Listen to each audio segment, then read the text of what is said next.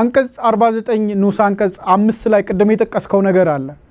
እሱ ላይ ልዩ ጥቅም የሚል ነገር ተካቷል ልዩ ጥቅም ግልጽ አይደለም ምን ማለት ነው ልዩ ጥቅም ስልጣን ላይ እንዳለው አካል ፍላጎት ነው ዝርዝሩ በህግ ይደነገጋል ይላል እንጂ ዝርዝሩ በህግ አልተገለጸም አሁን ኦሮሚያ ከአዲስ አበባ ምን ይጠቀማል የሚለው ነገር ወይም በሁለቱ አስተዳደሮች መካከል በአዲስ አበባ ከተማ መስተዳደርና በኦሮሚያ ክልል መስተዳደር መካከል ያለው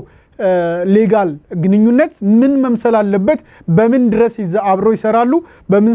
ጉዳይ ላይ ይወስናሉ የሚለው ነገር ግልጽ ሆኖ ባልተቀመጠበት ሁኔታ ፕራክቲካሊ ሌላ ነገር ነው የተሰራ ያለው ፕራክቲካሊ ስልጣን ላይ ያለው አካል የሚፈልገው ነው የሚያደርገው ግን ቢያንስ ቲዮሬቲካል እና ግን በፍሬምወርክ ደረጃ ግን የተቀመጠው እንኳን ግልጽ አይደለም አንድ ጥያቄ ነው እቺ ልዩ ጥቅም የምትለው በጋራ ጥቅም ትተካ የምትል መሃል ላይ አሁን መጨረሻ ላይ የተሰነቀረች ነገር አለችና ብዙ ሰዎች የጋራ ጥቅማውን የኔና የኛ የሚለው ነገር ስታነሳ ታዲያ ኮው የጋራ ይያልን ነው የጋራ ማለት የኢትዮጵያውያን ማለት ነው የሚል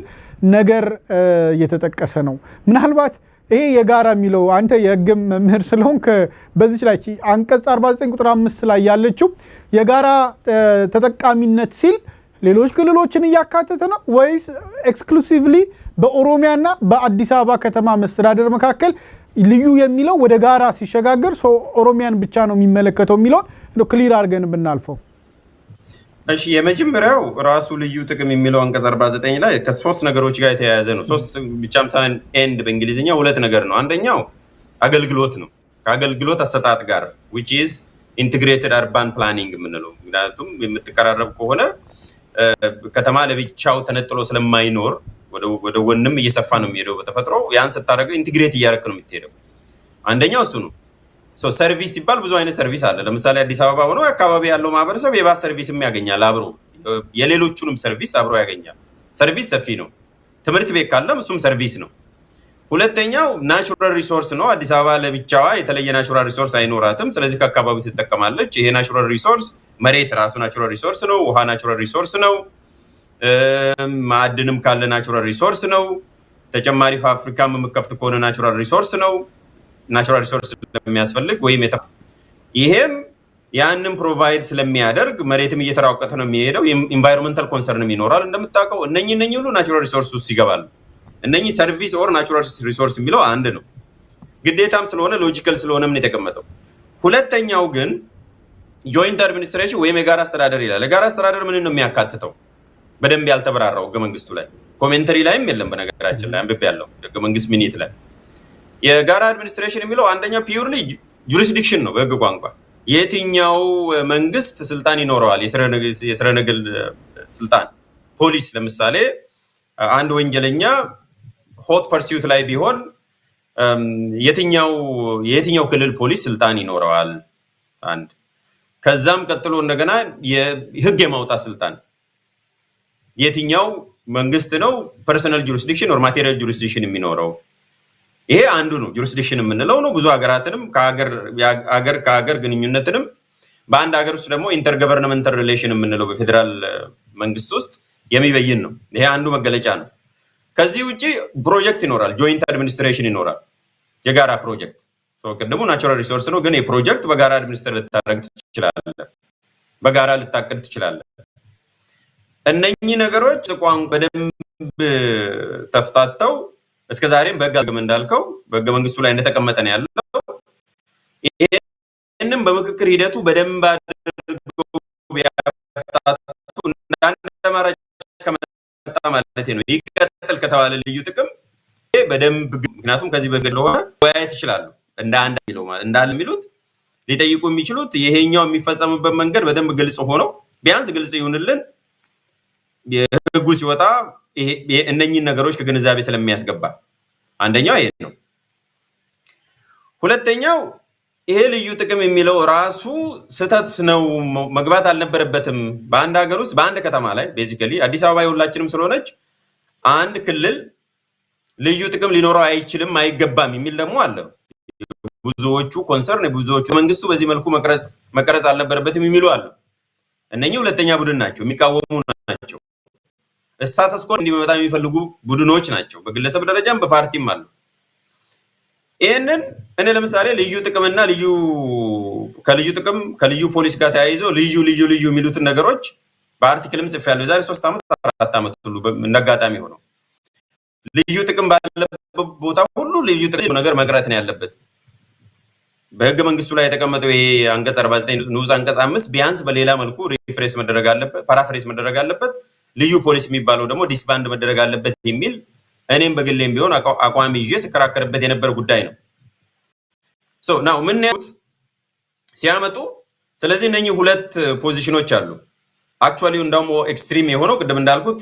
የባለቤትነት ጉዳይም ሲመጣ 3 ፖዚሽን ይሆናል። ስታተስ ኮ ይቀጥል ባለበት ግልጽ ሆኖ አዲስ አበባ የኦሮሞ ነው ትባል እና እውቅና ታገኝ፣ ሌሎቹ እንደውም ልዩ ጥቅም የሚለው ራሱ አለበት የሚል ሶስቱ ክሮች ነበሩ። በሂደት ላይ ምን መጨረሻ ላይ እኛ ሳውል ዝግናዎች ቀድሞ የወሰኑት ዳማ ላይ ልዩ ጥቅም የሚለው ነገር አብሮ አያኗኑረንም አሉ። አንድ ሀገር ውስጥ ነው ሌላ መልክ ሆኖ መቀጠል ስለማይገባውና ቋንቋውም ራሱ ኤክስክሉሲቭ ሆነ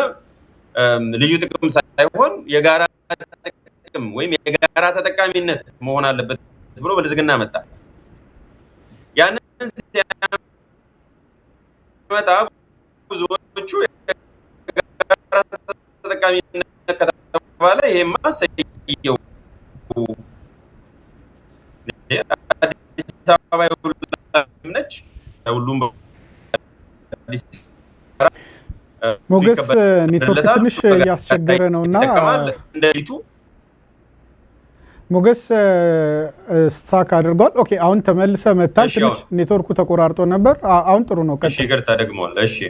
ሶ አሁን የሚሰማ ከሆነ ምን የሆነው መጨረሻ ላይ እነኚህ 3 ፖዚሽኖች ባሉበት አስታራቂ ሀሳብ አመጣ ብልጽግና። ይሄም አይ ልዩ ጥቅም የሚለው ነገር አያኗኑረንም፣ ለህብረ ብሔራዊ ወንድማማችነትም አይጠቅምም፣ ረዥም ጊዜም የክርክር መነሻ ሆኖ አገልግሏል የንትርክ። ስለዚህ የጋራ ጥቅም በሚለው መካተት አለበት። ዞሮ ዞሮ በአዲስ አበባ እና በኦሮሚያ መካከል ግንኙነቱ ስለሚቀጥል በዛ ይተካ የሚል ነገር ሲያስቀምጡ ብዙዎቹ የመሰላቸው ቅድም እንዳልኩት ልዩ ጥቅም የሚለው የሁሉም ኢትዮጵያውያን የጋራ ተጠቃሚነት የሚለውን ብቻ ነው የያዙት። አንደኛው አተረጓጎም። ሌላኛው ልዩ ጥቅም የጋራ ተጠቃሚነት የተባለው በአዲስ አበባ እና በኦሮሚያ መካከል የጋራ ተጠቃሚነት የጋራ ተጠቃሚነቱ አዲስ አበባ እና ኦሮሚያን ብቻ የሚመለከት ነው የሚል መጣና መጨረሻ አካባቢ ላይ እንደው ምን ሆኖ መጣለ የኮንሶሲሽናል አሬንጅመንት አለ ድሬዳዋ ላይ እንዳደረጉት የሆነ ውሳኔ ሲነሳ ከኦሮሚያም የተወሰነ ለምሳሌ 50-50 ወይንም ከኦሮሚያ 30% ከፌደራሉ የሆነ ፐርሰንት ከሌላውም የሆነ ፐርሰንት ሁሉ ፕሮፖዝ አድርገው ነበረ ጭራሽ። ያኛው ሲመጣ የበለጠ ያ የመጣው ደግሞ ባለፈው ሳምንት ነው የመጨረሻ አካባቢ ላይ ይሄንን ይዘው ሲመጡ ለካስ ልዩ ጥቅም የተባለው የሁሉም ኢትዮጵያውያን ሳይሆን በኦሮሚያ እና በአዲስ አበባ መካከል ብቻ ነው የጋራ ተጠቃሚነት የሚለው ነገር እስከ ባለፈው ሳምንት መጨረሻ ድረስ አልተነሳም ነበር። ይሄኛው ኢንተርፕሪቴሽን የመጀመሪያው ኢንተርፕሪቴሽን የቆየው ይሄኛው መጨረሻ ላይ መጥቶ እንደውም ወደ ኮንሶሲሽናል ዲሞክራሲ ኮንሶሲሽናል ማለት ቀንድ ቆጠራ ሆኖ እንደ ብሔር ሁለት ቡድን ከሆነ 50-50 ትሆናለህ ወይንም ድሬዳዋ ላይ እንዳደረጉት 20-80 ታደርጋለህ እንደ ኮንዶሚኒየም።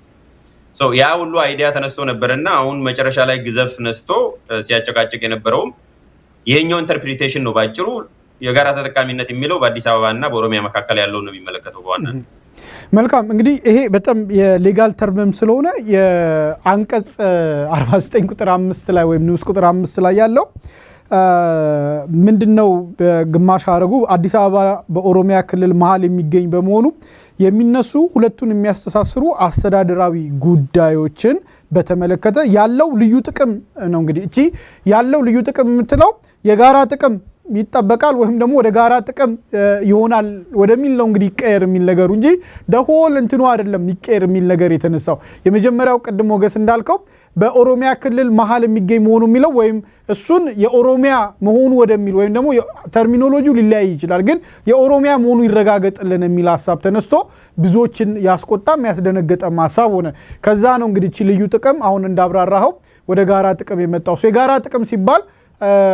ኦሮሚያ ክልልና አዲስ አበባ መስተዳደር ነው።